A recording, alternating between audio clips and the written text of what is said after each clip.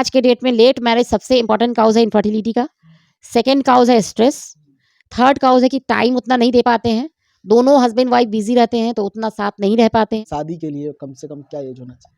बेहतर है 25 साल, 24-25 साल बेहतर आइडियल एज हो, 24-25 साल। लड़कों के लिए? लड़की के लिए, लड़की के लिए? लड़की के लिए और 24, लड़कों के लिए कितना कम से कम? 27-28। इससे मतलब ज्यादा जा रहे हैं तो मतलब नुकसान है। हाँ, वो तो है। सबसे पहले तो आपका स्वागत है। ओह! चलिए थैंक यू। हमारे साथ बात करने के लिए बहुत-बहुत शुक्रिया आपका। अच्छा मैडम, ये बताइए सबसे पहले कि पेन ग्लोबल हॉस्पिटल में कितने दिनों से सेवा? अभी तो हम 2 महीने से लगभग यहाँ पे आ रहे हैं, 2 दिन आते हैं हफ्ते में, मंगल और बुध को। अच्छा, अपना परिचय? मेरा नाम डॉक्टर शाज़िया नूर है। मैं एमबीबीएस, डीजीओ, एमडी, पीएचडी हूँ। मैं ऑब्स एंड गायनेकोलॉजिस्ट स्पेशलिस्ट, आईवीए मतलब के इनफर्टिलिटी स्पेशलिस्ट हूँ। सारे तरह के महिलाओं की जो भी समस्या है, सारी चीज़ का हम इलाज करते हैं। जी। मैडम कितने दिन से आप प्रैक्टिस कर रहे हैं सबसे पहले तो ये हम तो लगभग 15 साल से प्रैक्टिस कर रहे हैं, दरभंगा में मेरी क्लिनिक है। अच्छा, 15 सालों से कर रहे हैं? जी, हम 15 सालों से कर रहे हैं प्रैक्टिस। हम तो ये चाहेंगे सभी माँ-बहनों से ये कहते हैं कि कुछ भी दिक्कत हो तो आप डॉक्टर से कंसल्ट कीजिए। कोई शर्माने की बात नहीं है, कोई भी इश्यू है, महिला डॉक्टर अवेलेबल हैं। हर जगह आज के डेट में महिला डॉक्टर हैं, चाहे वो गाँव हो, चाहे वो शहर हो। इसलिए हमारी जो भी माँ-बहनें हैं, उनको कभी भी लजाना नहीं चाहिए, क्योंकि जो छोटी-सी परेशानी अगर आप नहीं दिखाती हैं, तो वो आपकी परेशानी बढ़ जाएगी। इसलिए आप किसी भी तरह से अपना टाइम निकाल के, ये रिस्पॉन्सिबिलिटी आपके लिए, आपके फैमिली के लिए है।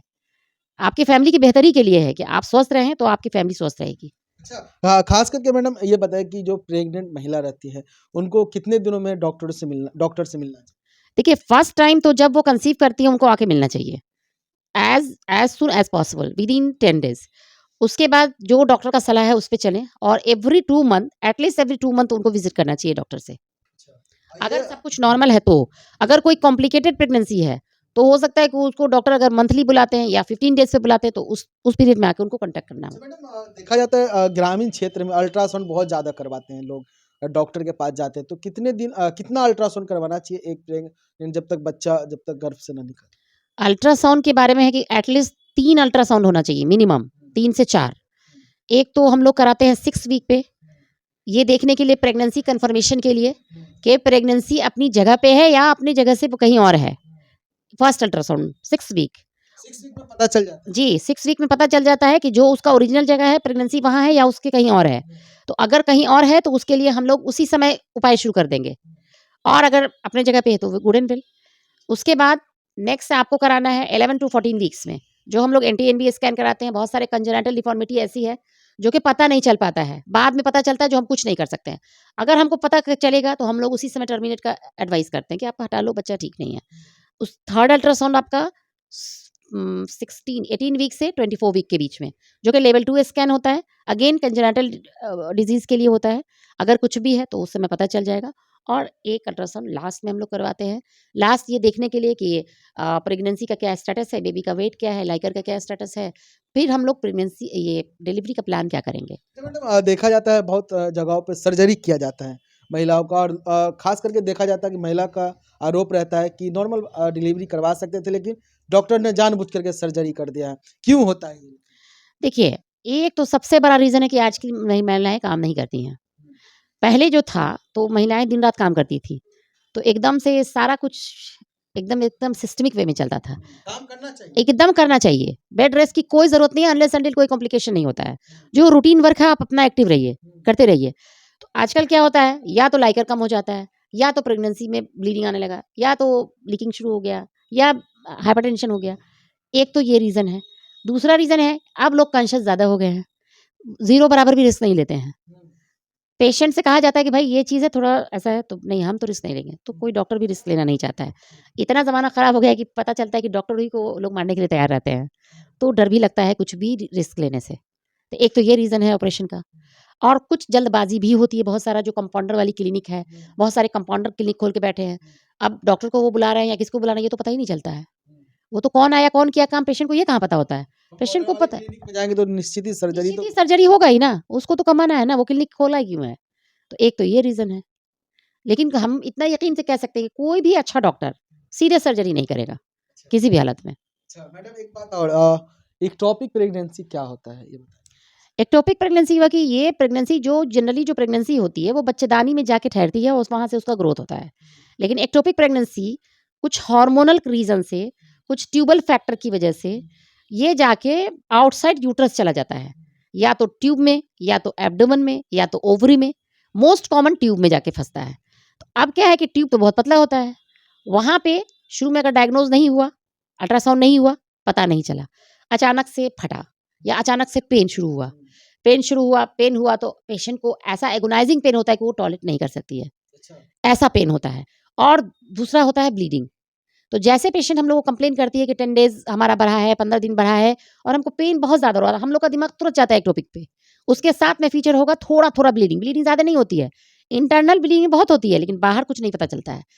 एब्डोमिनल टेंडरनेस रहेगा, वोमिटिंग कंप्लेन लेके आती है, हम लोग अर्जेंटली अल्ट्रासाउंड कराते हैं और वैसे कंडीशन में इमीडिएटली लेप्रोटोमी करना पड़ता है। अच्छा, मैडम ये एक्टोपिक प्रेगनेंसी और किसी महिला को हो जाए तो कैसे पता चलता है? सबसे पहले कुछ 1-2 रीज़न। सबसे पहले अल्ट्रासाउंड कराना होगा 6 वीक में, तभी पता चलेगा। 6 वीक में, जी, उससे पहले पता नहीं चलेगा? नहीं चलेगा, उससे पहले पता नहीं चलेगा आपको। अच्छा, तो इसका फिर उपाय क्या है? कैसे इसको फिर मतलब एक्टोपिक को निकाला जाए या फिर ऑपरेशन ही एक इसका सर्जरी ही है? नहीं, सर्जरी सिर्फ नहीं है, मेडिकल ट्रीटमेंट भी है। अगर पेशेंट को कोई कंप्लेन नहीं है और सडनली पेशेंट आती है कि मेरा ओवरड्यू है और टेस्ट कराया गया, पॉजिटिव आ गया।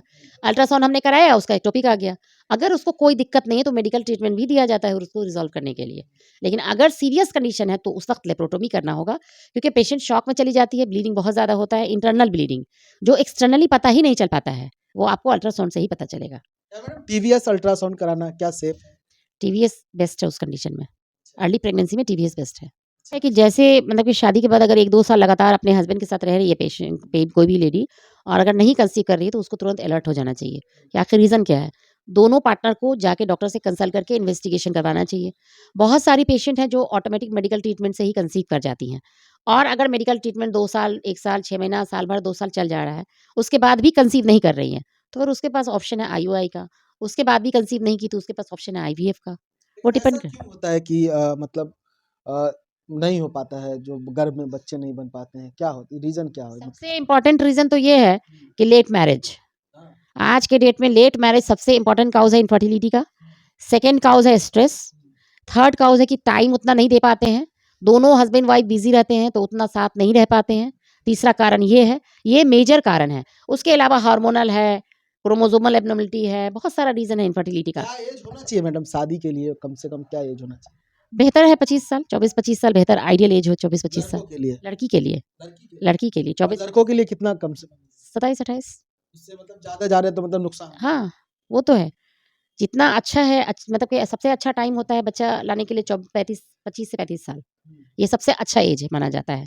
उसके बाद धीरे-धीरे अंडे का क्वालिटी घटने लगता है फीमेल में 35 के बाद। तो अबॉर्शन का भी चांसेस बढ़ जाता है, कंसीव करने का भी चांसेस कम हो जाता है। इससे बेहतर है कि लड़कियों की शादी 24-25 और लड़कों की शादी 27-28 मैक्सिमम आपका 30। एक्सपीरियंस क्या रहा है मैडम जिनको संतान नहीं होता है? क्या लगता है कि वो लोग 30-35 के बाद शादी करते हैं वैसे लोग ही इस तरह के मामले में फँसते हैं, बच्चे नहीं हो पाते? नहीं, नहीं, ऐसा नहीं है कि वही लोग फँसते हैं। हुँ, यंग जनरेशन में भी लोग फँसते हैं। हाँ, ऐसा नहीं कि 25 साल की लड़कियों में इन्फर्टिलिटी नहीं होता है। लेकिन हमने ये कहा कि ज़्यादातर उस तरह के पेशेंट में होता है, ज़्यादातर। ज़्यादातर। लेकिन होता तो इन्फर्टिलिटी का कारण सब जगह है। ये नहीं कि सिर्फ़ पर्टिकुलर किसी पर्टिकुलर ऐज में है। लेकिन हम इंसिडेंस की बात कर रहे हैं कि उस ऐज में ज़्यादा होता है। मैसेज तो मेरा ये है कि महिलाएँ अपने घर परिवार के साथ-साथ अपना भी केयर करें, क्योंकि आप हैं तो सब है। पेन ग्लोबल हॉस्पिटल के बारे में क्या? ये बहुत अच्छा हॉस्पिटल है। मैंने तो अभी ज़्यादा दिन नहीं हुआ है, मुझे 1-2 महीना ही हुआ है, लेकिन यहाँ की जो सुविधाएँ हैं बहुत अच्छी हैं और हम उम्मीद करते हैं कि इस जगह के लिए ये एक वरदान है। अच्छा। अगर यहाँ पेशेंट आते हैं, तो उनको बहुत फ़ायदा होगा और जो दरभंगा जाते थे, पटना जाते थे, उनकी उनकी सारी सुविधाएँ यहाँ अवेलेबल है। अब तो यहाँ ट्रीटमेंट उनका सारा हो अच्छा, किस जाएगा। तरह से इलाज होता है यहाँ पर बात की जाए सुविधाएँ क्या? यहाँ पे मतलब कि डीएम कार्डियो भी हैं। यहाँ पे पेसमेकर वगैरह भी लगता है। आईसीयू की सुविधा है, एनआईसीयू की सुविधा है। यहाँ पे बच्चों से रिलेटेड सारा इलाज होता है, महिला से रिलेटेड सारा इलाज होता है। मेडिसिन की सुविधा है, सर्जरी के सारे इलाज होते हैं यहाँ पे, सारे ऑपरेशंस होते हैं। तो जैसे फैसिलिटी काफ़ी अच्छी है यहाँ पे। अच्छा, देख सकते हैं मैडम है जो कि साजिया नूर और बहुत सारी जानकारी हमने लिया। अगर इससे भी कुछ ज़्यादा जानकारी लेना चाहते हैं तो मैडम हफ्ते में 2 दिन यहाँ सेवा दे पा रही हैं, मंगलवार और बुधवार को। तो आप लोग आ सकते हैं और मैडम से मिल कर के और भी विशेष जानकारी ले सकते हैं। ख़ास तौर पे जो निसंतान हैं, जिनको संतान नहीं हो पा रहा है, उनके लिए कहीं न कहीं एक स्पेशल डॉक्टर जो कि मधुबनी दरभंगा जिला में आप लोग जानते होंगे इस तरह के डॉक्टर नहीं है। मैडम स्पेशल डॉक्टर है, आप लोग आ सकते हैं और मैडम से विशेष जानकारी ले सकते हैं। तो आप लोग इस वीडियो को अधिक से अधिक शेयर कीजिएगा, हर घर तक पहुँचाइएगा, ताकि अगर किसी तरह का भी दिक्कत हो महिला को तो डॉक्टर साजिया नूर से आकर के मिल सके। तो फिलहाल के लिए इतना ही। आप देख रहे थे मिथिला समाचार न्यूज़। बहुत बहुत शुक्रिया, धन्यवाद।